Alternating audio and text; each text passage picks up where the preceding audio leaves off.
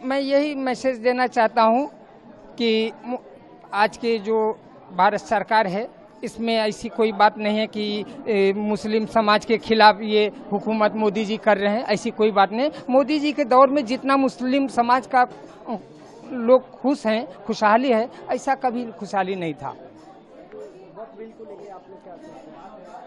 वक्त बिल के बारे में यही मैं कहूँगा कि अब जाकर के मुस्लिम समाज को ये महसूस हो रहा है कि अब योगी सरकार में ये हम लोग आज़ाद हो रहे हैं और ये चंद कठमुल्ले जो वक्त के नाम पर अपना बिजनेस धंधा चला रहे हैं, अब ये मुस्लिम समाज के जो गरीब समाज के लोग हैं ये समझ रहे हैं कि अब मेरा हक हम लोगों को मिलेगा।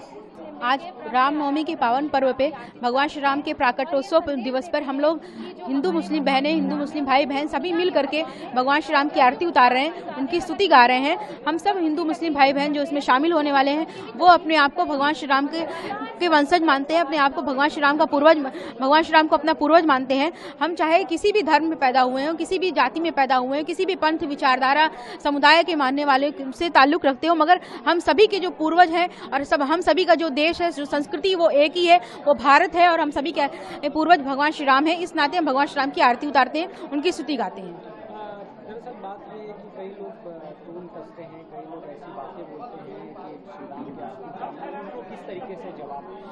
सबसे पहले मैं उनको 2-3 चीजें बहुत क्लियर कहना चाहूंगी कि पहली बात, आरती उतारना हमारी भारतीय संस्कृति का हिस्सा है, संस्कृति का हिस्सा है, ना ही ये किसी विशेष पूजा पद्धति से जुड़ा हुआ है। दूसरी चीज कि भगवान श्री राम जो भी इस देश में पैदा हुए हैं, हिंदुस्तान की धरती पे पैदा हुआ है, उन सभी के पूर्वज, चाहे वो किसी भी धर्म जाति मजहब से ताल्लुक रखते हो, भले ही वो अपना नाता अरब से बताते हो, मगर उन सभी के पूर्वज भगवान श्री राम है। अगर अपना सिजरा निकालेंगे, अपने आप को अगर 5 पीढ़ी पहले 10 पीढ़ी पहले देखेंगे तो वो भगवान श्री राम के पूर्वजों में को ही अपना पूर्वज पाएंगे, भगवान श्री कृष्ण को ही अपना पूर्वज पाएंगे।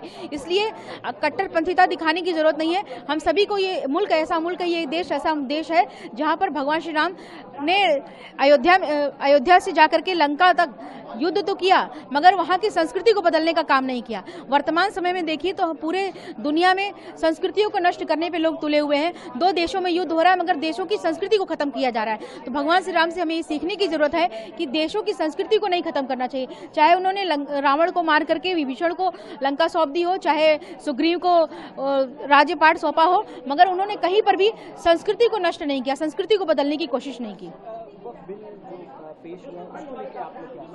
हम लोग बहुत खुश हैं क्योंकि वक्फ बिल, संशोधन बिल जो पास हुआ है उसकी आज के समय में बहुत जरूरत थी। वक्फ के नाम पर भू माफिया इकट्ठा हो रहे थे और लोग अपनी पर्सनल प्रॉपर्टी इकट्ठा कर रहे थे, ना कि वक्फ के नाम पर की जाने वाली दान की पद्धति को अपना रहे थे। इसलिए हम लोग बहुत खुश हैं और उसमें जो महिलाओं को शामिल किया गया उससे और ज़्यादा खुश हैं, क्योंकि जो मुस्लिम समाज में 3 तलाक से पीड़ित महिलाएं हैं, जो विधवा महिलाएं हैं, जो बेसहारा, जो बेघर महिलाएं हैं, जो वृद्ध महिलाएं हैं, उनके लिए अगर ये महिलाएं सोचेंगी, उनके लिए छत मुहैया कराएंगी वक्फ की ज़मीनों पर, तो बहुत ही अच्छा, बहुत ही काबिल तारीफ काम होगा। देखिए, मेरा नाम डॉक्टर नज़मा परवीन है और मैं विशाल भारत संस्थान से हूँ और यहाँ पर हम सभी लोग लगभग 13-14 साल से प्रभु श्री राम की आरती उतारे, हिंदू मुस्लिम बहनें मिल करके यहाँ प्रभु श्री राम की आरती उतारती आ रही हैं। और आज के दिन बहुत ही खास होता है हम लोग के लिए भी, क्योंकि हम लोग ये चाहते हैं कि हमेशा समाज में समानता का भाव रहे और सब लोग आपस में मिलजुल करके एक रहे। और जब प्रभु श्री राम की बात आती है तो वो सबके हैं, उन्हें हम किसी जाति धर्म संप्रदाय में नहीं बांट सकते। और हमारे पूर्वज, चाहे भारत में रहने वाला कोई भी इंसान हो, सबके पूर्वज प्रभु श्री राम थे, हैं और हमेशा से रहेंगे। इस चीज़ को हम लोग झुटला नहीं सकते।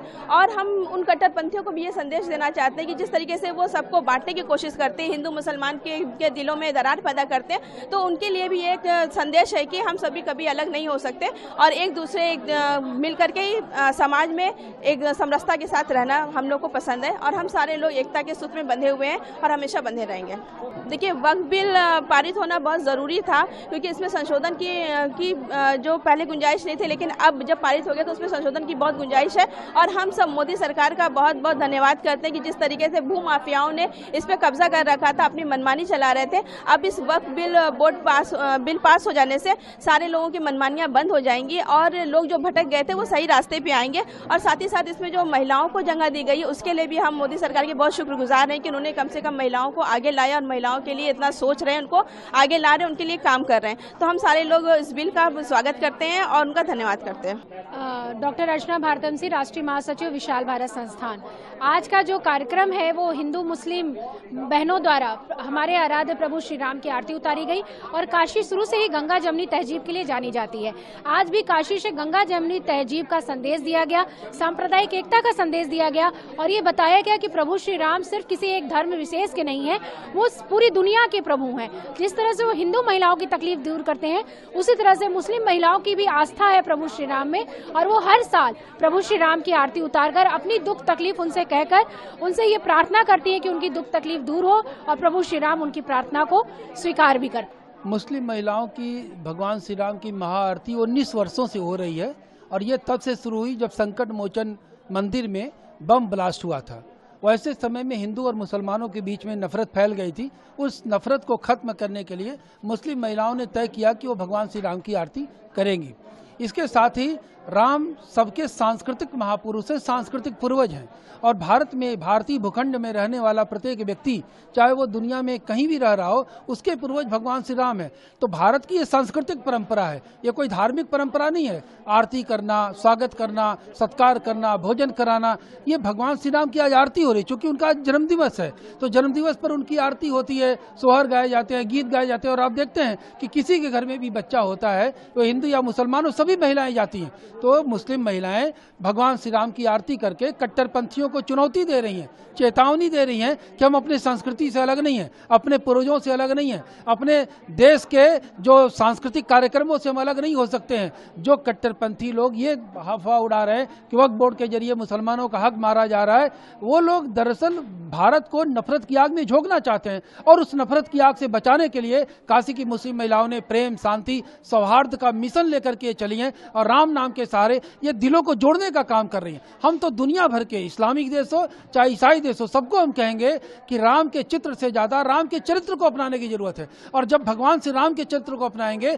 तो देश में शांति आएगी, बेटा अपने बाप की बात मानेगा, भाई भाई में प्रेम होगा, परिवार बचेगा, समाज बचेगा, देश बचेगा और जमीन भी बचेगा। आज जो वक्फ की जमीन की ये चर्चा कर रहे हैं, वक्फ की जमीन इनके पूर्वजों की है और इनके पूर्वज कहां से आए? इनके पूर्वज भारतीय हैं और भारत के पूर्वज भारत के संस्कृति को अपनाने वाले। तो भारत के पूर्वज जो भी रहे होंगे वो भारत के पूर्वज राम को मानने वाले रहे होंगे। तो मुस्लिम महिलाओं का कहना है कि हम राम जी की जब आरती करते हैं तो हमारे पूर्वजों की आत्मा को शांति मिलती है। इससे बड़ा संदेश और क्या हो सकता है? आरती तो हम लोग हर साल करते हैं, जैसे आरती करते हैं इससे हम लोग अपना, जैसे हम लोग खुदा के मजार पे लोग जाते हैं, हिंदू भी जाते हैं, तो हम लोग अभी आरती, हम लोग मुसलमान के आरती करते हैं।